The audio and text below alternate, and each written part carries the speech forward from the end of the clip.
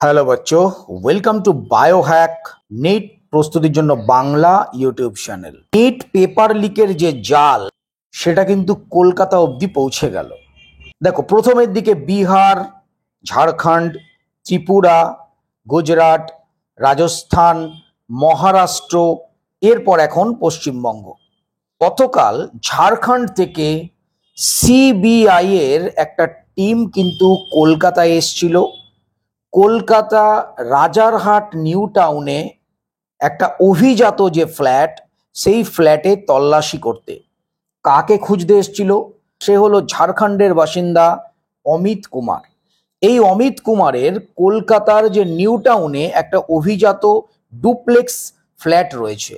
তো সেই ফ্ল্যাটে কিন্তু ঝাড়খণ্ড থেকে দুজন সিবিআই এর অফিসার, ওয়েস্ট বেঙ্গল থেকে কিছু সিবিআই এর অফিসার এবং কেন্দ্রীয় বাহিনী নিয়ে গতকাল তারা ওই ফ্ল্যাটে হানা দেয়। এবং হানা দেওয়ার সময় ফ্ল্যাটটা তালা বন্ধ ছিল। যদিও অমিত কুমার, যাকে সিবিআই খুঁজছিল, তাকে পাওয়া যায়নি। দীর্ঘক্ষণ নিচে দাঁড়িয়ে থাকার পর অবশেষে তালা ভেঙে তারা ফ্ল্যাটে ঢুকেছে এবং সেখানে তারা তল্লাশি চালিয়েছে।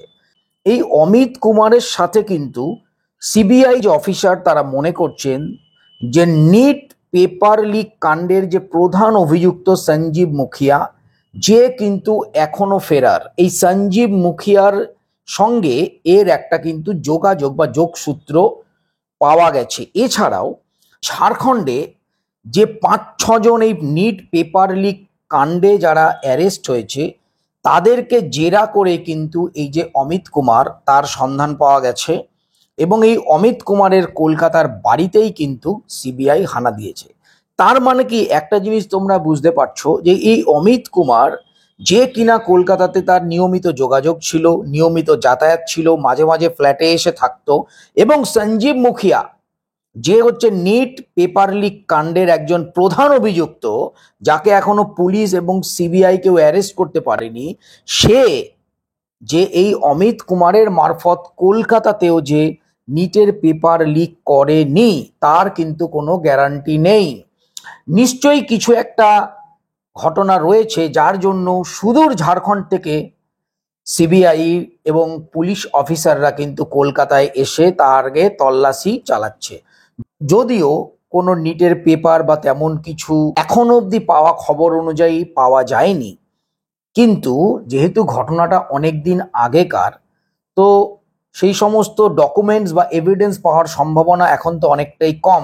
সমস্ত পেপার লিক কাণ্ডে জড়িত অপরাধীরা রয়েছে, যারা এখন অবধি ধরা পড়েনি, তারা তো প্রত্যেকে অ্যালার্ট হয়ে গেছে। তারা তাদের যে এভিডেন্স সবই ডেস্ট্রয় করে ফেলেছে। এই মুহূর্তে কি নতুন করে আর কোনো এভিডেন্স পাওয়া যাবে?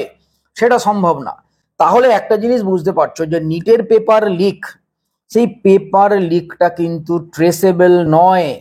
এখনো প্রত্যেক দিন নিত্য নতুন অভিযুক্তরা ধরা পড়ছে। ভারতবর্ষের বিভিন্ন জায়গা থেকে প্রত্যেক দিন সিবিআই অ্যারেস্ট করছে, এবং যেটা কিন্তু 2-1 দিন আগে আমাদের প্রধানমন্ত্রী নরেন্দ্র মোদী পার্লামেন্টে দাঁড়িয়ে বলেছে যে গোটা ভারতবর্ষ থেকে কিন্তু অ্যারেস্ট হচ্ছে। তাহলে একটা জিনিস তো স্পষ্ট, নিটের যে পেপার লিক মামলা, সেটা কিন্তু 1-2 রাজ্যে সীমাবদ্ধ নেই। মনে আছে প্রথম দিকে অনেক স্টুডেন্ট এবং আমাদের শিক্ষামন্ত্রীও বলেছিলেন যে যদি 1-2 স্টেটে পাওয়া যায় সেখানে রিনিট করিয়ে দেবো। তাহলে এই মুহূর্তে দাঁড়িয়ে কতগুলো স্টেটে রিনিট করতে হচ্ছে? 5-7-10টা তো এখানেই চলে এলো। স্টেটে নতুন করে রিনিট করাই, 1563 জন স্টুডেন্ট যদি রিনিট করাই, তাহলে বাকি স্টুডেন্টরা কি ভুল করলো? তাহলে বিভিন্ন স্টেটে যেখানে যেখানে পেপার লিক হয়েছে, এখনো অবধি খবর, ভবিষ্যতে আরো স্টেটের সংখ্যা বাড়তে পারে, সেখানে যে স্টুডেন্টরা, তারা তো 2বার করে নিট দেওয়ার সুযোগ পেল। তা সেই সমস্ত স্টেটে যেখানে যেখানে রিনিট করার কথা আগে ভাবা হচ্ছিল, তা সেই সমস্ত স্টেটেও তো এমন অনেক স্টুডেন্ট আছে যারা কোনো স্ক্যাম করেনি, যারা কোনো পেপার লিক করেনি, শুধুমাত্র মেধার জোরে তারা খেটে তারা অনেক বেশি 650-র ওপর নাম্বার পাচ্ছিল। তাহলে সেই সমস্ত স্টেটে যদি নতুন করে রিনিট করার কথা সরকার ভাবে, তাহলে সেই সমস্ত স্টেটের যারা ব্রিলিয়ান্ট স্টুডেন্ট, তাদের প্রতি কি অন্যায় করা হলো না? তাদের প্রতি অন্যায় করা হলো। এবং যেহেতু নিট একটা সর্বভারতীয় পরীক্ষা, তাহলে এই স্টেট অনুযায়ী এক্সাম হবে কেন? এক্সাম হলে গোটা ভারতবর্ষে হবে, না হলে কোথাও হবে না। আরেকটা খবর তোমাদের দিয়ে রাখি, কিছুদিন আগেই বিহার পুলিশের আরও একটা টিম আমাদের মধ্যম গ্রামে এক ছাপাখানায় হানা দিয়েছিল এবং বিহারের অন্য একটা পরীক্ষার পেপার লিকের কারণে ৩-৪ জনকে কিন্তু অ্যারেস্ট করে নিয়ে গেছে।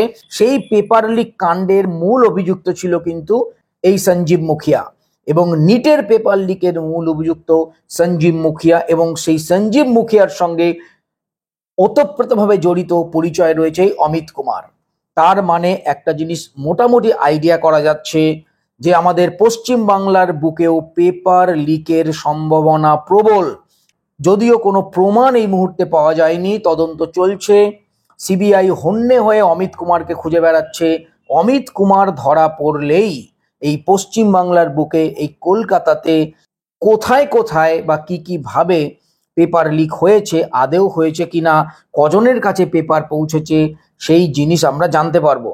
যখনই আমরা দেখেছিলাম যে নিটের কোশ্চেন পেপার এবং অ্যান্সার সেসব সোশ্যাল মিডিয়ায় এসে গেছে, হোয়াটসঅ্যাপে এসে গেছে, তখনই তো জানাই ছিল পেপার লিক যে ওয়েভ, এটা কিন্তু একটা দুটো রাজ্যে সীমাবদ্ধ নয়। আমি প্রথম দিকের ভিডিওগুলোতে বারবার এই কথাটা বলেছি। সুতরাং এই যে মুহূর্ত দাঁড়িয়ে আছে, তাতে করে নিট এক্সাম পুরোপুরি ক্যান্সেল করে দিয়ে টোটাল অল ওভার ইন্ডিয়াতে 24 লক্ষ স্টুডেন্টের রিনিট করাটাই একমাত্র সলিউশন বলে আমার মনে হয়।